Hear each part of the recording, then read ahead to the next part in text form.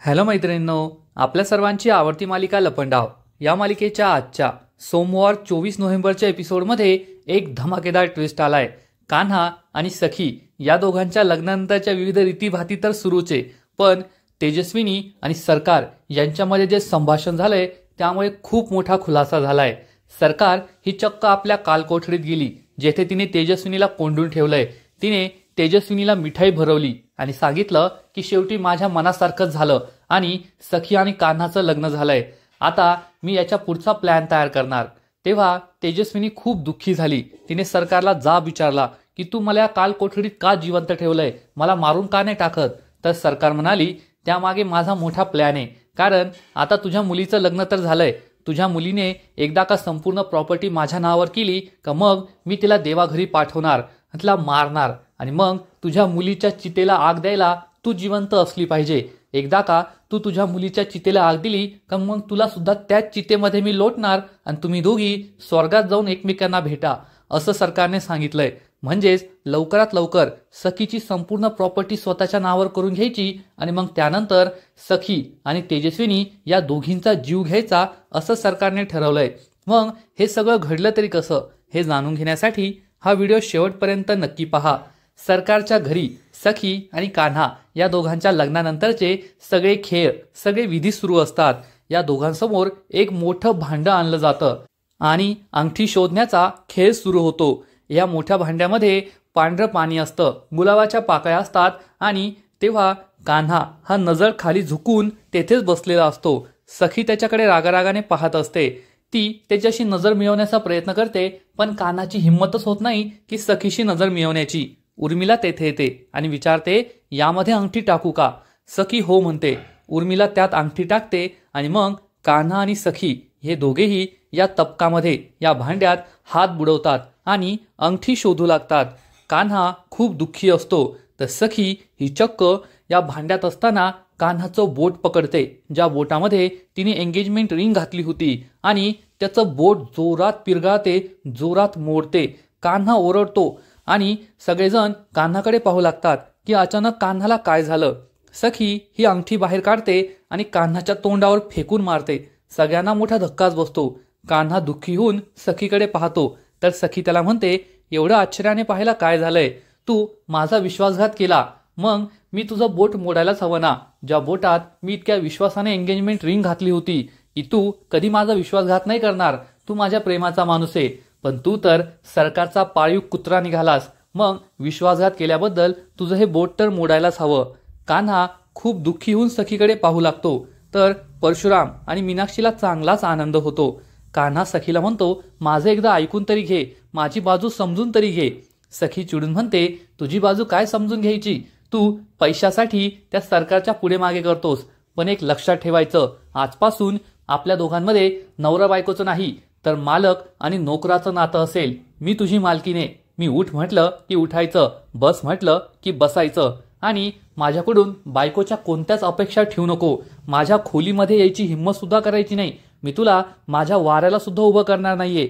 आपल्यामध्ये आजपासून फक्त मालकीन आणि नोकराचं नातं असेल। तू माझा ड्रायव्हर आहे आणि मला सखी वगैरे तर म्हणूच नको, कारण सखी म्हणण्याचा हक्क तू केव्हाच गमावलाय। मला फक्त मालकीन म्हणायचं, माझा ड्रायव्हर म्हणून माझी गाडी चालवायची, आणि माझ्या वाऱ्याला सुद्धा उभं करणार नाही मी तुला। हे सगळं कान्हा बिचारा ऐकून घेत असतो। सखी त्याला म्हणते तुला माहितीये का, माझ्या काकूने मला एकदा सांगितलं होतं की जेव्हा लग्न होतं ना आणि मुलगी ही आपल्या सासरी जाते, तेव्हा तिचा नवरा तिला पहिल्या दिवशी एक गिफ्ट देतो। पण मी तर तुझ्या घरी नाही गेले, तूच माझ्या घरी आलाय, आज तुझा गृहप्रवेश झालाय, त्यामुळे मी तुला गिफ्ट द्यायला हवं, आणि मी तुला असं गिफ्ट देणार आहे जे तुला आयुष्यभर लक्षात राहील। असं म्हणून सखी ही कान्हाच्या सणसणीत मुस्काटात मारते। सगळ्यांना मोठा धक्काच बसतो, तर परशुराम चांगलाच खुश होऊन हसू लागतो। सखी कान्हाला म्हणते हीच तुझी लायकी आहे, आणि मी तुझ्या लायकीप्रमाणेच तुला हे गिफ्ट दिलंय, आणि आजपासून तू माझा फक्त नोकर आहे हे लक्षात ठेवायचं। आणि आता मी चाललीये, तू सुद्धा जा, माझ्या खोलीत नको येऊ, सरकारच्या पायाशी जा आणि त्यांच्या पायाशी लोळण घे, तसंही तुझी तीच लायकी आहे ना। सखी तेथून निघून जाते। त्यामुळे कान्हा खूप दुःखी होतो। मीनाक्षी परशुरामला विचारते येथे एवढं सगळं घडतंय आणि सरकार कुठे गेल्यात? तर तो म्हणतो या सगळं पाहून त्यांना बोर झालं असेल म्हणून त्या बाहेर गेल्या असतील, कुठे गेल्या काय माहीत. पण मीनाक्षीला प्रश्न पडतो की सरकार अशी अधूनमधून कुठे गायब होते. तर इकडे सरकार ही तेजस्विनीला ठेवलेल्या काल कोठडीत आलेली असते आणि तिने तेजस्विनीसाठी मिठाई सुद्धा आणलेली असते. तेजस्विनी तिच्याकडे आश्चर्याने पाहते. सरकार तिच्यासमोर ही मिठाई पकडते आणि त्याचा चुराडा करते, जमिनीवर मिठाई फेकून देते आणि हा मिठाईचा डब्बा सुद्धा खुर्चीवर फेकून देते आणि म्हणते, तेजस्विनी आज माझ्यासाठी खूप आनंदाचा दिवस आहे, पण मी कन्फ्यूज झालीये. तुला कोणत्या आनंदासाठी मी ही मिठाई भरू? तुझ्या मुलीचा साखरपुडा मी करून दाखवला त्यासाठी, की तुझ्या मुलीचं लग्न करून दाखवलं त्यासाठी, की तुझी मुलगी आता नवऱ्याला मानायला तयार नाहीये, ऍक्सेप्ट करायला तयार नाहीये त्यासाठी? इतके आनंद आहेत, तर कोणत्या आनंदासाठी तुला मिठाई भरू तेच मला कळत नाहीये. शेवटी मी जिंकलेच. सखी आणि कान्हाचं लग्न झालं आणि आता सखीची संपूर्ण प्रॉपर्टी माझ्या नावावर होणार. मी खरोखरची सरकार बनणार. सगळी पॉवर फक्त माझ्या हातात असेल. मी तुला बोलले होते ना, आणि मी ते करून दाखवलंय. आणि आता तुझ्या सखीचे फक्त थोडे दिवस बाकी आहे. एकदा का तिच्या नावावरची संपूर्ण प्रॉपर्टी माझ्या नावावर ट्रान्सफर झाली का मग मी तिला ढगात पाठवणार आणि मग त्यानंतर तुला सुद्धा ढगात पाठवणार. मला तर कधी कधी हाच प्रश्न पडतो, मी तुला का जिवंत ठेवलंय? तेजस्विनी दुःखी होऊन म्हणते, मला सुद्धा हाच प्रश्न पडलाय. तू मला का जिवंत ठेवलंय? तू माझं सगळं सुख ओरबाडून घेतलं. माझं कुटुंब, माझा नवरा, माझी मुलगी सगळं माझ्याकडून काढून घेतलं. तू मला का जिवंत ठेवलंय? आणि मला नको जिवंत ठेवू, मला मारून टाक. सरकार हसू लागते आणि म्हणते, मी सरकार आहे सरकार. मी कोणतीच गोष्ट कामाशिवाय करत नाही. मी तुला जिवंत ठेवलंय कारण तुला एक काम करायचंय. जेव्हा मी तुझ्या मुलीचा जीव घेईल ना, तेव्हा तिच्या चितेला तुला आग द्यायची, कारण तू तिची आई आहे ना. हा तुझाच हक्क आहे. मी तर मावशी आहे, तो माझा हक्क नाहीये. आणि सखीचा बाप तर आधीच ढगात गेलाय, त्यामुळे तुलाच तिच्या चितेला आग द्यावी लागेल, म्हणून तुला जिवंत ठेवलंय. तेजस्विनी खूप दुःखी होते. तिला खूप वाईट वाटतं. सरकार म्हणते, खरंच तू तुझ्या मुलीसारखीच आहे. तुझ्या मुलीने मला तिकडं बोर केलं म्हणून मी येथे आले. मला वाटलं आपल्या बहिणीशी 2 गोष्टी बोलू, थोडं बरं वाटेल, पण तू सुद्धा मला बोरच करतीये. तेजस्विनी रडू लागते. सरकार मागे वळून जाणार इतक्यात तेजस्विनीला तेथे एक जुना स्टूल दिसतो. तेजस्विनी हा स्टूल उचलते आणि ती सरकारच्या डोक्यात घालणार इतक्यात सरकारचा माणूस तेथे येतो आणि तेजस्विनीला पकडतो. सरकार मागे वळून पाहते आणि म्हणते, खरंच तू तुझ्या मुलीसारखीच आहे.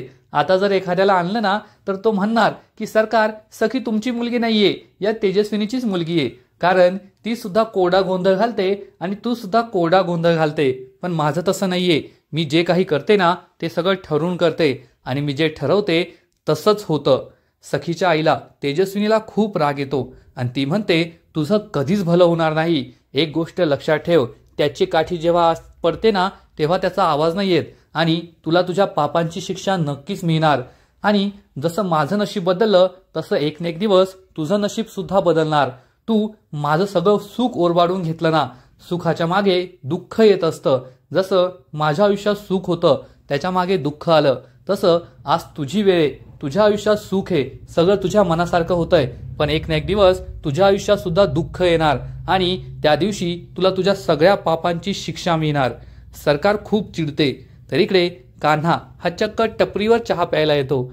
हा चहावाला म्हणतो, काय कान्हा दादा, आज तुमचं लग्न झालंय आणि तुम्ही माझ्याकडे चहा प्यायला आलात का? आज तर तुम्ही वहिनीच्या हातचा गोड गोड चहा प्यायला पाहिजे. पण कान्हा काहीच बोलत नाही. कान्हा चहा घेतो तर हा टपरीवाला त्याला एक पार्लेजी बिस्किट देतो आणि म्हणतो, हा बिस्किट खा, माझ्याकडून तुमच्या आणि वहिनीच्या लग्नासाठी गिफ्ट. कान्हा बिस्किट घेतो आणि हा चहा पिऊ लागतो. तेवढ्यात त्याला चाळीतील लोकांचा व्हॉइस मेसेज आलेला असतो. कान्हा हा मेसेज ऐकतो तर चाळीतील माणसं म्हणतात, काय कान्हा, तू घरीच नाही आला, आम्ही तुझी किती वाट पाहत होतो, तू डायरेक्ट तिकडे निघून गेला, आम्हाला तर तुझ्याशिवाय जेवणच गेलं नाही. आता उद्या लवकरात लवकर वहिनी आणि तू चाळीमध्ये या. कान्हा हे ऐकून खूप दुःखी होतो की आपण चाळीतील लोकांचा किती मोठा विश्वासघात केलाय. ते आपली वाट पाहत होते पण आपण तिकडे गेलोच नाही. कान्हा चहा पिऊ लागतो तर त्याला आठवतं की आज सखी आणि माझ्या लग्नात काय काय घडलं. सखीने माझ्या मुस्काटात मारली, सखी माझ्यावर किती चिडली होती, मी सखीला किती दुखावलंय हा विचार करून त्यालाही वाईट वाटतं. पण त्याच वेळेस त्याच्या चेहऱ्यावर एका गाडीचा हेडलाईट चमकतो. कान्हाला समजतं की त्याचा बॉस आलाय, ज्या बॉसकडे सोन्याची छडी आहे, आणि कान्हा त्याच्याशी बोलायला या गाडीमध्ये जाऊन बसतो. तर इकडे सरकार ही तेजस्विनीला म्हणते, तू कोणाशी बोलते तुला कळतंय का? मी सरकार आहे सरकार. मी जसं ठरवते ना तसंच होतं आणि माझ्या नशिबाला कुणीच बदलू शकत नाही. मी माझं नशीब स्वतः बदलते आणि फक्त माझंच नाही तर मी दुसऱ्यांचं नशीब सुद्धा बदलते. मी तुझं नशीब बदललंय, तुझ्या संपूर्ण कुटुंबाचं, सखीचं नशीब बदललंय आणि तुला तर ते चांगलंच माहितीये. मी जसं ठरवते तसंच होतं आणि तुझ्या सुखामागून दुःख परत आलं. तसं माझ्या सुखामागून दुःख आलं ना तर येऊ दे, मी नाही घाबरत त्याला. कारण अशी खूप दुःख पचवलीत मी. दुःख आलंच ना तर मी त्याच्या गळ्यात कुत्र्याचा पट्टा घालेन आणि त्याला माझ्या पायाशी बांधेल. पण मी कधीही त्याला शरण जाणार नाही. मी सरकार आहे सरकार आणि कुणीही मला हरवू शकत नाही. माझ्या मनाविरुद्ध काहीच होऊ शकत नाही. तेजस्विनीला खूप वाईट वाटतं. सरकार तिला म्हणते, तू मला काहीही म्हटलीस ना तरी माझं काहीच वाकडं करू शकत नाही. तेजस्विनी चिडून म्हणते, तू तर केव्हाच आमच्यासाठी मेली होती. बाबा नेहमी म्हणायचे की माझ्या 2 नाही तर माझी एकच मुलगी आहे. त्यांनी तुझं केव्हा श्राद्ध घातलं होतं आणि मला लाज वाटते तुझ्यासारख्या बाईला माझी बहीण म्हणताना. सख्खी जुळी बहीण आहेस ना तू माझी. पण तू माझ्याशी खूप वाईट वागलीस आणि याचं फळ तुला मिळणारच. सरकार हसू लागते आणि म्हणते, ते सगळं सोड. मी तुझ्यासाठी लग्नाचं एक खास गिफ्ट आणलंय. असं म्हणून सरकार ही चक्क तेजस्विनीला एक घड्याळ देते. या घड्याळामध्ये टाइम सेट केलेला असतो. ती तेजस्विनीला म्हणते, हे घड्याळ घे, राहू दे तुझ्याकडे. कारण तसंही तुझ्या मुलीचे काही शेवटचे दिवस बाकी आहेत ना. मी तेवढाच टाइम यामध्ये सेट केलाय. ज्यावेळेस या घड्याळामध्ये मोठा आवाज होईल, मोठा अलार्म वाजेल ना, तेव्हा समजून घे की ही तुझ्या मुलीच्या आयुष्याची शेवटची घंटा आहे आणि तुझी मुलगी ही देवाघरी गेलीये आणि आता काउंटडाऊन सुरू होतंय. तेजस्विनीला मोठा धक्काच बसतो. सरकार रागारागाने तेथून निघून जाते. तेजस्विनी ओरडू लागते, मला माझ्या मुलीला भेटायचंय, असं करू नको. पण सरकारचा माणूस तिला जोरात ढकलून देतो. तेजस्विनी खाली पडते, रडू लागते. सरकार माझ्या मुलीचा जीव घेणार की काय अशी भीती तिला वाटते आणि ती दुःखी होऊन रडत असते. तर इकडे सखी ही सखी सदन चाळीत साईबाबांच्या मंदिरात आलेली असते आणि साईबाबांच्या मंदिरातील घंटा जोरजोरात वाजवत असते. साईबाबांसमोर ती स्वतःचं दुखडं गाते, रडू लागते. तिला आठवतं की आज सरकारने किती मोठा खुलासा केला होता. कान्हाला घर जावई बापू म्हणून घोषित केलं होतं आणि कान्हाने माझा किती मोठा विश्वासघात केलाय. सखी साईबाबांच्या मूर्तीसमोर असते, रडत असते, दुःखी असते. तिला खूप वाईट वाटलेलं असतं. ती साईबाबांना विचारते, बाबा तुम्ही असं का होऊ दिलत? तिला आठवतं की सरकारने सांगितलं होतं की कान्हा तुझ्या हक्काचा माणूस नाहीये तर माझ्या मालकीचा माणूस आहे. मी उठ म्हटलं की तो उठतो, बस म्हटलं की तो बसतो, मी जसं सांगेल तसं तो वागतो. सखीला खूप वाईट वाटत असतं. ती स्वतःच्या गळ्यातील मंगळसूत्र पाहते तेव्हा तिला आठवतं की कान्हाने तिच्या गळ्यात हे मंगळसूत्र घातलं होतं आणि ती चक्क हे मंगळसूत्र काढून फेकण्याचा विचार करते. ती गळ्यातून हे मंगळसूत्र काढणार इतक्यात दाभाडे मावशी तेथे येते आणि ती तिचा हात पकडते. तिला गळ्यातून हे मंगळसूत्र काढू देत नाही. दाभाडे मावशीला पाहून सखीला मोठा धक्काच बसतो. तर दाभाडे मावशीला हे समजतच नाही की सखी येथे का आलीये आणि ती स्वतःच्या गळ्यातील मंगळसूत्र का काढून फेकतीये. तर इकडे कान्हा हा या माणसाला भेटायला गाडीत येऊन बसतो. हा छडीवाला माणूस तेथे असतो. कान्हा त्याने दिलेला हा महागाचा गॉगल घालतो आणि म्हणतो की सगळं काम झालंय, आपण जसं ठरवलं होतं तसंच सगळं घडलंय. हा माणूस कान्हाला चक्क एक हिऱ्याचं ब्रेसलेट गिफ्ट म्हणून देतो. हे ब्रेसलेट पाहून कान्हा चांगलाच खुश होतो आणि म्हणतो, खरंच तुम्ही माझी आवड अजून नाही विसरलाय. मला हे चमचमणारं हिऱ्याचं ब्रेसलेट खूप आवडतं. या डब्यामध्येच या माणसाने कान्हासाठी आणखी एक चिठ्ठी ठेवलेली असते. कान्हा ही चिठ्ठी पाहतो तर त्यात लिहिलेलं असतं, अतिशय ऐटीने आजवरचा डाव आणि घराचा उंबरठा ओलांडल्याबद्दल. म्हणजेच तो कान्हाचं कौतुक करत असतो. कान्हाला आठवतं की आज सखीने त्याचा गृहप्रवेश करून घेतला आणि त्याने सरकारच्या घरचा उंबरठा ओलांडलाय. त्यामुळे तो म्हणतो, खरंच आपण जे ठरवलं होतं ना ते सगळं झालंय. आपलं नशीब चांगलंच फळफळतंय आणि आपण जे ठरवतोय ते सगळं होतंय. पण मला एकाच गोष्टीचं वाईट वाटतं, आपण त्या मुलीला त्रास देतोय. त्या निरागस मुलीला या सगळ्यामध्ये भरडतोय, तिचं मरण होतंय. मला फक्त तिच्याबद्दल वाईट वाटतंय, नाहीतर सगळं छान होतंय. कान्हा सखीचा विचार करून दुःखी होतो. तर इकडे सखी सुद्धा खूप दुःखी असते. दाभाडे मावशी तिला घरामध्ये घेऊन येते. सखी तिला झालेला सगळा प्रकार सांगते की कान्हाने तिचा विश्वासघात केलाय. कान्हा हा सरकारचा घर जावई बनलाय आणि सरकारच्या सांगण्यावरूनच कान्हाने तिच्याशी लग्न केलं. दाभाडे मावशीला मोठा धक्काच बसतो. ती चिडून म्हणते, मला तर हेच कळत नाहीये, कान्हा असं कसं वागू शकतो. आणि तू जे काही केलंस ना ते कोणताही संवेदनशील माणूस करणारच. कारण जर कुणी एवढा मोठा विश्वासघात केला तर ते सहन करण्यापलीकडे. पण मला हेच कळत नाहीये, कान्हा तर किती चांगला मुलगा आहे, तो असं नाही वागू शकत. तो चाईतील लोकांची किती मदत करतो, आमच्याशी किती चांगला वागतो. तुझ्याशी सुद्धा तो किती चांगला वागत होता. प्रत्येक संकटात त्याने तुझी मदत केली होती, तुला वाचवलं होतं. आणि मग तो असं कसं काय करू शकतो. मला तर वाटतं हे सगळं मिसेस कामतच्या सांगण्यावरून तो करतोय. त्यांच्या दबावाला बळी पडूनच त्याने हे सगळं केलं असेल. सखी ही लग्न मोडण्याबद्दल विचार करत असते. दाभाडे मावशी तिला समजावून सांगते, तू हे लग्न मोडण्याचा विचार करू नको.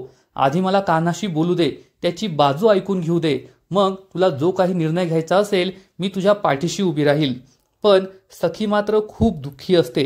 ती म्हणते, कान्हाने मला फसवलंय, त्याने माझा विश्वासघात केलाय. त्याच्याशी लग्न करून मी सरकारच्या त्या सोन्याच्या पिंजऱ्यातून बाहेर पडून स्वच्छंदी जगण्याचा विचार करत होते. तो माझी चावी आहे असं मला वाटत होतं, त्याचं माझ्यावर प्रेम आहे असं मला वाटत होतं. पण तो तर सरकारचा पाळीव कुत्रा निघाला, सरकारच्या सांगण्यावर उठणारा बसणारा निघाला. त्याने मला फसवलंय आणि आता हे सगळं माझ्या सहन करण्याच्या पलीकडे गेलंय. सखी खूप दुःखी असते, रडत असते. हे लग्न मोडून टाकायचंय मला त्याच्याबरोबर संसार नाही करायचा आहे. मी त्याला नाही सहन करू शकत, त्याच्याबरोबर एक क्षणही राहू शकत नाही असं ती म्हणते. दाभाडे मावशींना मोठा धक्काच बसतो. ती सखीला समजावून सांगते, तू मला थोडा वेळ दे, मी कान्हाशी बोलते, त्याची बाजू ऐकून घेते आणि मग तुला जे काही करायचं असेल ते तू करू शकतेस. पण सखीचा मात्र कान्हावर विश्वास नसतो. कान्हा खोटारडा आहे, कान्हाने मला फसवलंय, तिची तीच कॅसेट सुरू असते. तर इकडे कान्हा मात्र खुश असतो. सखी ही दुःखी आहे, याचं दुःख त्याला होत असतं. पण आपण सरकारचा घर जावई बनलोय, सरकारच्या घरात गेलोय म्हणून प्लॅन सक्सेसफुल झाल्याबद्दल तो खुश असतो. पुढील एपिसोडमध्ये आपण पाहू की कान्हा हा चक्क सखीच्या रूममध्ये येईल. तेव्हा सखी त्याच्यावर खूप चिडेल आणि त्याला जाब विचारेल, तुझी हिंमत कशी झाली माझ्या रूममध्ये येण्याची. तू माझा इतका मोठा विश्वासघात केलाय आणि निर्लज्जासारखा तू माझ्या खोलीत आलाय का.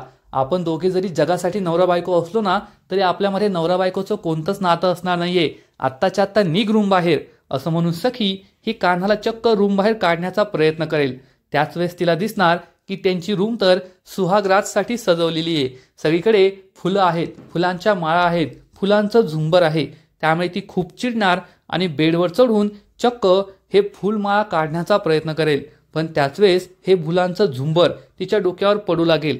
कान्हालाही दिसणार की सखीला दुखापत होऊ शकते आणि कान्हा लगेचच बेडवर जाईल आणि सखीला बाजूला ओढून तो हे झुंबर पकडणार. सखीच्या डोक्यावर ते पडू देणार नाही. पण हे करत असताना कान्हा आणि सखी हे दोघे एकमेकांच्या खूप जवळ येतील. कान्हा सखीच्या कमरेला पकडणार आणि दोघे एकमेकांच्या जवळ असतील आणि पुन्हा एकदा एकमेकांच्या नजरेमध्ये हरून जातील. सखीला आठवणार की काही तासांपूर्वीच तिचं कान्हावर किती प्रेम होतं. ती तिच्या नवीन संसाराची स्वप्न रंगवत होती. पण कान्हाने तिचा विश्वासघात केलाय म्हणून हे सगळं घडतंय. तर कान्हा सुद्धा सखीकडे पाहत असेल, तिच्या निरागस चेहऱ्याकडे, की ही मुलगी किती चांगली आहे आणि मी तिचा किती मोठा विश्वासघात केलाय त्यामुळे ती दुःखी झालीये. हे दोघे एकमेकांच्या नजरेत हरवलेले असतील. तर मैत्रिणींनो, आजचा एपिसोड खूपच भारी होता, जेथे सरकारचा अतिशय जबरदस्त पण तितकाच वाईट प्लॅन आपल्याला समजलाय की सरकारने चक्क सखीचं जीव घेण्याचं ठरवलंय. आपल्याला आतापर्यंत असं वाटत होतं की सरकार फक्त सखीची प्रॉपर्टी स्वतःच्या नावावर करून घेईल आणि त्यानंतर सखीला आणि कान्हाला घरातून हाकलून लावेल. पण सखीची प्रॉपर्टी नावावर करून घेतल्यानंतर सखीचा जीव घ्यायचा, तिला जगू द्यायचं नाही असं सरकारने ठरवलंय. आणि याबद्दल सखी आणि कान्हाला काहीच माहीत नाहीये, त्यांना याबद्दल कोणतीच आयडिया नाहीये. पण त्याच वेळेस सखी आणि कान्हा या दोघांमध्ये काय घडणार, तर पुढच्या एपिसोडमध्ये आपण पाहू की सखीला जरी कान्हाने वाचवलेलं असलं तरी सुद्धा सखी कान्हाला स्वतःपासून दूर लोटणार आणि त्याला म्हणणार की यानंतर माझ्या जवळ येण्याची हिंमत करायची नाही, एक बायको म्हणून माझ्यावर कोणताही हक्क दाखवायचा नाही. ती कान्हाला स्वतःपासून दूर लोटेल आणि त्यानंतर कान्हाला रूम बाहेर सुद्धा हाकलून लावणार. कान्हा हा दुःखी तर होईल, पण जेव्हा तो त्या गाडीतील छडीवाल्या माणसाला भेटला होता तेव्हा कान्हाचं एक वेगळंच रूप आपल्याला पाहायला मिळालंय. सरकारच्या घरात गेल्यामुळे कान्हा चांगलाच खुश आहे आणि हा छडीवाला माणूस तर भलता श्रीमंत दिसतोय, जो कान्हाला चांदीचं नाही, सोन्याचं नाही, तर चक्क हिऱ्याचं ब्रेसलेट देतोय आणि कान्हाला सुद्धा अशी ब्रेसलेट वापरायची सवय दिसतीये. म्हणजे कान्हा सुद्धा काही छोटा मोठा माणूस नाहीये, चांगला बिग शॉट आहे, चांगला श्रीमंत आहे. मग तो सरकारच्या घरी का आलाय, ही नोकरी का करतोय, त्याने सखीला का फसवलंय, त्याचा नेमका उद्देश काय आहे, हे सगळं तर येणाऱ्या काही दिवसांमध्ये आपल्याला कळणार आहे. पण लपंडाव ही मालिका दिवसेंदिवस खूपच इंटरेस्टिंग होत चालली आहे, एवढं मात्र नक्की. तेजस्विनीचं पुढे काय होणार, ती सरकारच्या तावडीतून सुटणार का, ती सखी आणि कान्हापर्यंत पोहोचू शकेल का, त्यानंतर कान्हाचं खरं सत्य काय, कान्हा जर एवढा श्रीमंत आहे मग तो सरकारच्या घरी अशी ड्रायव्हरची नोकरी का करतोय, त्याने सखीशी लग्न का केलं, त्याचा भूतकाळ काय, हे सगळं पाहणं खूपच इंटरेस्टिंग असेल. तर मैत्रिणींनो, तुम्हाला सुद्धा लपंडाव ही मालिका आवडते ना, यामध्ये येणारे नवीन नवीन ट्विस्ट आवडताय ना, नक्कीच कमेंट करून सांगा. आणि लपंडाव मालिकेचे असेच नवीन नवीन अपडेट्स सर्वात आधी जाणून घेण्यासाठी व्हिडिओला लाईक करा, शेअर करा, चॅनलला सबस्क्राईब करून बेल आयकॉनवर क्लिक करा. म्हणजे मालिकेचे नवीन नवीन अपडेट्स तुम्हाला सर्वात आधी मिळत राहतील. खूप खूप खूप धन्यवाद.